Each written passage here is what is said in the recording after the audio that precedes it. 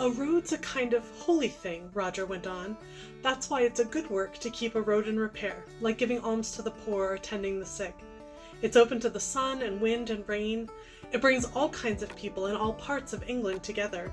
And it's home to a minstrel even though he may happen to be sleeping in a castle. Continuing my read through the Newbery Award winners, today we have Adam of the Road by Elizabeth Janet Grey, which won the award in 1943. Elizabeth Janet Grey was born in 1902 in Philadelphia.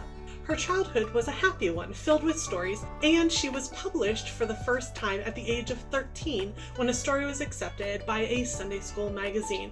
The editor didn't realize she was as young as she was. At 16, she went to Bryn Mawr College, and after she graduated, she taught while she continued to write. She received many rejections, but continued to have stories published in Sunday school magazines. The editor, May Massey, kind of took her under her wing, and that was when her career as a published author began in earnest. She worked in a library and then married, but her marriage ended tragically after only 4 years when her husband was killed in a car accident. She continued to write throughout the rest of her very eventful life. She served the peace efforts during World War II and then was hired by the Emperor of Japan to come and teach English to the Crown Prince. She traveled, she wrote, and she won many awards for her writing, including the Newbery Honor for a couple of novels, and then the Newbery winner, the Newbery Award for Adam of the Road. Adam of the Road is about a young minstrel boy in the 13th century. Adam travels with his father, Roger, who is a well-respected and well-known minstrel, who has even traveled to France to train and to gather more stories and songs.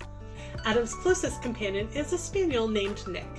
Nick is such a pretty and trained dog that one night as they're staying at an inn, somebody takes Nick, and the rest of the story is Adam looking for both Nick and, when he gets separated from Roger, for his father.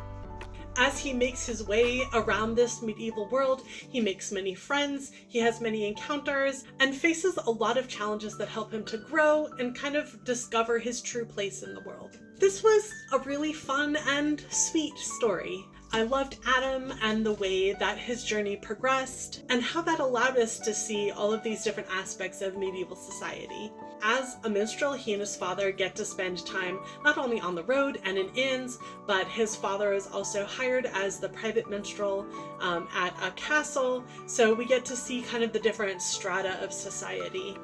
There's this real thread of kindness that weaves through the whole thing. Adam, even when he gets into some pretty sticky situations, there's this kindness of strangers where someone comes to his aid. They don't always agree or understand with him or where he's going or what he's doing as a minstrel, but he meets a lot of people who are very kind and generous to him. I really loved Grey's storytelling style. It was a quick read, but there was depth to it. It was very engaging, and the characters really popped on the page. I became really invested in whether Adam was going to find Nick and find Roger and what he was going to go through on his way to do that. Overall, I really enjoyed this. I am excited that I will get a chance to read some more books by Elizabeth Janet Grey, as I've been reading some of the honor books kind of on the side, and I would definitely read more by this and recommend this. I wish that it was a little better well known. Next up, we have Johnny Tremaine by Esther Forbes. Thanks and happy reading!